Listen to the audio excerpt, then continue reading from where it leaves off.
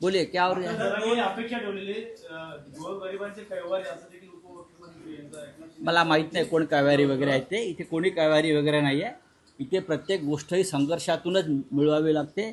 महाराष्ट्राला आणि मराठी बांधवांना प्रत्येक गोष्ट ही संघर्ष करून मिळालेली आहे, सहज मिळालेली नाही, दिल्लीशी लढून मिळवलेली आहे.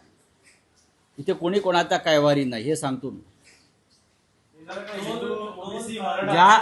ज्या तथाकथित कैवारांनी बाळासाहेब ठाकरेंची शिवसेना फोडली आणि अमित शहाच्या चरणी अर्पण केली अशी लोक कैवारी असू शकत नाही.